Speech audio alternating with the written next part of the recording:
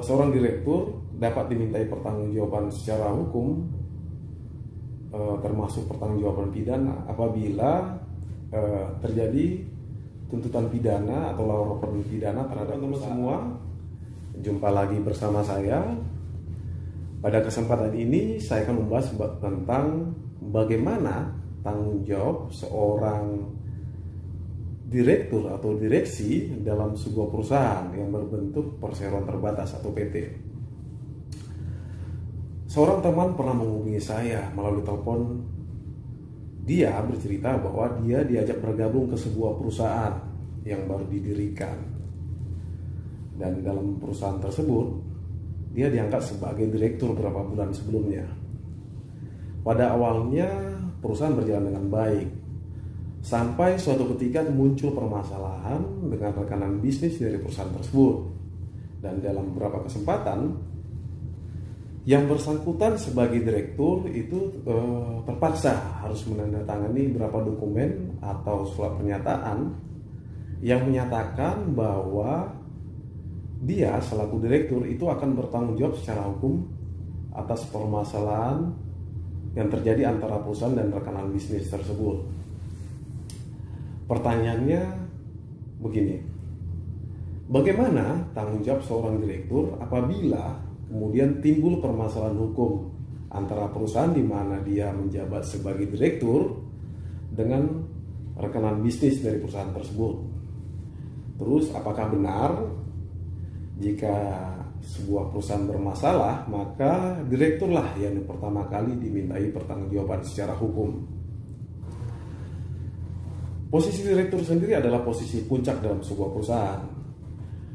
Dan posisi tersebut adalah posisi yang didam-damkan oleh setiap insan dalam sebuah perusahaan. Karena dengan posisi direktur tersebut, maka seorang direktur berhak atas gaji atau upah, termasuk fasilitas, tunjangan, dan hak-hak lainnya yang tentu saja berbeda dengan karyawan biasa lainnya. Apalagi hak-hak tersebut itu diputuskan berdasarkan keputusan rapat umum pemegang saham. Menurut pendapat ahli hukum yaitu Fred B.G. Tumbuhan, ada beberapa tugas dan wewenang seorang direktur atau direksi dalam sebuah perusahaan. Yaitu pertama, tugas dan wewenang untuk melakukan pengurusan, yaitu menjalankan pengurusan perusahaan sesuai dengan kebijakan yang dipandang tepat dalam batas-batas yang ditentukan dalam Undang-Undang Perseroan Terbatas atau anggaran dasar perusahaan di mana dia menjabat sebagai direktur. Nah, tugas tersebut dapat dilihat dalam anggaran dasar. Umumnya misalnya menjalankan roda perusahaan atau mengurus segala persoalan yang menyangkut perusahaan tersebut. Selanjutnya menguasai harta kekayaan perseroan, membuat laporan keuangan, dan tugas-tugas seorang direktur lainnya. Nah, apabila ada lebih dari seorang direktur, maka tugas dan tanggung jawab tersebut itu berlaku kolegial. Artinya setiap anggota direktur itu berwenang untuk melakukan pengurusan perseroan secara tanggung renteng, kecuali ditentukan lain dalam anggaran dasar perusahaan terbatas atau perusahaan tersebut. Sehingga setiap anggota direktur itu bertanggung jawab secara penuh, secara pribadi atas kerugian apabila direktur tersebut itu bersalah atau lalai dalam menjalankan tugasnya selaku direktur. Apabila ada dua orang anggota direktur tadi, maka pertanggungjawaban ini juga berlaku secara tanggung renteng atau dipikul bersama oleh setiap direktur atau anggota direksi. Seorang direktur itu wajib melaksanakan pengurusan perseroan dengan itikat baik dan penuh tanggung jawab. Jadi itu dihindari niat-niat atau maksud yang bermaksud untuk menimbulkan kerugian terhadap perusahaan atau bermaksud untuk melakukan tindak-tindakan yang bertujuan untuk kepentingan pribadi atau golongan atau kepentingan lainnya. Jadi seorang direktur itu wajib menjalankan tugas sesuai dengan anggaran dasar atau anggaran rumah tangga, dan tidak boleh melakukan tugas dan tanggung jawab selaku direktur yang melanggar ketentuan perundang-undangan, apalagi perbuatan yang melanggar hukum. Selanjutnya, tugas dan wewenang yang kedua adalah tugas perwakilan. Jadi direktur berhak mewakili perusahaan baik di dalam maupun di luar pengadilan.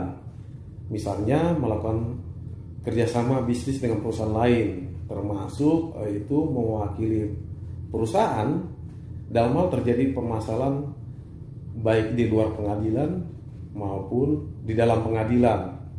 Nah, kewenangan direktur tersebut itu tidak terbatas dan tidak bersyarat kecuali ditentukan lain dalam anggaran dasar atau berdasarkan keputusan rapat umum pemegang saham.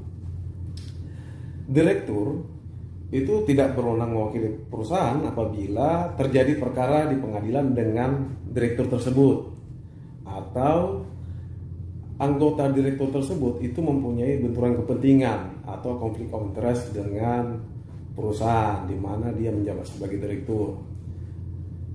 Apabila direktur tersebut lebih dari satu orang, sama hal dengannya tugasnya pengurusan, maka setiap anggota direktur itu berhak juga melakukan perwakilan atau mewakili perusahaan baik di dalam maupun di luar pengadilan, kecuali ditentukan lain dalam anggaran dasar atau berdasarkan keputusan rapat umum pemegang saham.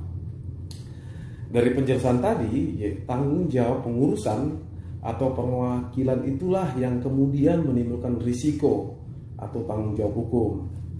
Nah, di sini setiap anggota direktur atau direksi itu bertanggung jawab penuh secara pribadi atas kerugian apabila yang bersangkutan itu lalai atau bersalah dalam menjalankan tugasnya sebagai direktur. Nah, misalnya direktur sudah tahu rekanan bisnisnya tidak berkompeten untuk melakukan kerjasama bisnis dengan perusahaan di mana dia menjabat sebagai direktur, tapi dia tetap melakukannya. Nah, di sini maka setiap anggota direktur atau direksi itu bertanggung jawab termasuk atas harta-harta pribadinya ketika timbul kerugian terhadap perusahaan. Maka harta pribadinya itu akan dijadikan pengganti untuk mengganti kerugian perusahaan apabila kerugian tersebut karena ditimbulkan kelalaian atau kesalahan dari direktur tersebut. Ada dua pertanggungjawaban direktur jika terjadi kepailitan dalam sebuah perusahaan. Pertama, pertanggungjawaban perdata atau civil liability. Nah, apabila terjadi kesalahan atau kelalaian direktur dan harta pailit tidak cukup untuk membayar seluruh kewajiban perusahaan, maka setiap anggota direktur atau direksi itu bertanggung jawab secara tanggung renteng atas seluruh kewajiban perusahaan apabila harta pailit tidak cukup untuk mengganti kewajiban dari perusahaan tersebut. Nah, tanggung jawab tersebut juga berlaku bagi anggota direksi atau direktur yang menjabat dalam 5 tahun sebelum putusan pernyataan pailit, dengan catatan kerugian tersebut akibat kesalahan atau kelalaian direktur selama dia menjabat di perusahaan tersebut. Selain itu pemegang saham yang mewakili 1/10 dari seluruh saham itu dapat mengajukan gugatan melalui pengadilan kepada direktur atau direksi apabila perusahaan mengalami kerugian karena kesalahan atau kelalaian dilakukan oleh direktur di mana dia menjabat dalam sebuah perusahaan. Nah, yang kedua, pertanggungjawaban pidana atau criminal liability. Jadi seorang direktur dapat diminta pertanggungjawaban pidana apabila perusahaan mengalami kepailitan jika yang bersangkutan itu membantu atau mengizinkan untuk melakukan perbuatan-perbuatan yang bertentangan dengan anggaran dasar. Selain itu juga seorang direktur dapat dimintai pertanggungjawaban secara hukum termasuk pertanggungjawaban pidana apabila terjadi tuntutan pidana atau laporan pidana terhadap perusahaan. Nah, selain itu juga seorang direktur itu dapat dimintai pertanggungjawaban secara pidana apabila direktur tersebut tidak memenuhi kewajiban untuk membuat catatan pembukuan perusahaan atau membuat laporan keuangan yang tidak sesuai dengan laporan keuangan yang sebenarnya. Jadi seorang direktur yang perusahaan ini tanpa izin oleh pengadilan diancam dengan pidana penjara jika yang bersangkutan melakukan tindakan curang, termasuk membuat pengeluaran yang tidak ada ataupun mengada-ngada, atau tidak membukukan pendapatan perusahaan sesuai dengan yang sebenarnya, atau mengambil keuntungan dari budal pilot. Nah, yang kedua itu seorang direktur juga dapat dimintai pertanggungjawaban secara pidana apabila dalam proses kepailitan terhadap perusahaan tersebut itu menguntungkan salah seorang kreditur pada waktu kepailitan. Terus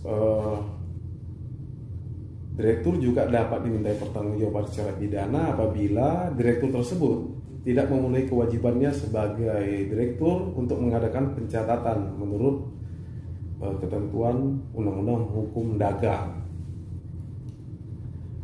Selain itu juga direktur dapat dimintai pertanggungjawaban hukum apabila melakukan perbuatan melawan hukum yang menguntungkan diri sendiri, melakukan penipuan, penggelapan, pemalsuan, atau mengalihkan aset perusahaan. Jadi pada dasarnya direktur memang berhak mewakili sebuah perusahaan baik di dalam maupun di luar pengadilan karena perusahaan tidak memiliki fisik. Jadi jika timbul permasalahan hukum yang diakibatkan oleh kelalaian direktur, maka direktur tersebut juga bertanggung jawab secara pribadi, termasuk harta pribadi, untuk mengganti kerugian yang ditimbulkan akibat dari kesalahan atau kelalaian dilakukan oleh direktur tersebut. Nah, bagaimana sih pembatasan tanggung jawab direktur secara hukum, atau bagaimana batasan-batasan apabila seorang direktur tidak dapat dimintai pertanggungjawaban secara hukum? Nah, seorang direktur tidak dapat dimintai pertanggungjawaban secara hukum apabila direktur tersebut dapat membuktikan kerugian tersebut bukan karena kesalahan atau kelalaiannya. Jadi dia dapat membuktikan bahwa tidak melakukan perbuatan-perbuatan melawan hukum atau tindakan bercela yang menimbulkan kerugian perusahaan, atau dia telah menjalankan tugasnya selaku direktur untuk menjalankan pengurusan dengan itikat baik dan melakukan prinsip kehati-hatian sehingga dalam hal terjadi kerugian terhadap perusahaan itu di luar dari tanggung jawabnya selaku direktur. Yang kedua, direktur tersebut telah melakukan pengurusan dengan penuh itikat baik dan kehati-hatian seperti yang saya sampaikan tadi, sesuai dengan maksud dan tujuan dari perusahaan. Lalu seorang direktur tidak dapat diminta pertanggungjawaban secara hukum apabila dia dapat membuktikan bahwa direktur tersebut tidak mempunyai benturan kepentingan atau konflik of interest yang dapat menimbulkan kerugian terhadap perusahaan. Nah, seorang direktur juga tidak dapat dimintai pertanggungjawaban secara hukum apabila direktur tersebut telah mengambil tindakan atau langkah-langkah untuk mencegah timbulnya atau berlanjutnya kerugian terhadap perusahaan tersebut. Jadi seperti itulah pembatasan tanggung jawab seorang direktur dalam hal timbul permasalahan secara hukum terhadap perusahaan yang menimbulkan kerugian. Stanley, seorang penulis Amerika, melalui Peter Parker dalam sebuah cuplikan film Spider-Man pernah berkata begini: di balik adanya kekuatan atau posisi yang besar, datang juga tanggung jawab yang besar. Jadi teman-teman perlu menyadari juga apabila menduduki jabatan sebagai direktur atau direksi dalam perusahaan, maka dengan upah, gaji, dan fasilitas tunjangan yang besar berdasarkan keputusan rapat umum pemegang saham, maka seorang direktur juga mempunyai tanggung jawab yang lebih besar dalam hal misalnya timbul kerugian atau kelalaian yang diakibatkan kesalahan atau kelalaian seorang direktur dalam menjalankan tugasnya di sebuah perusahaan. Demikian dari saya, semoga apa yang saya sampaikan bermanfaat bagi semua. Salam dari saya.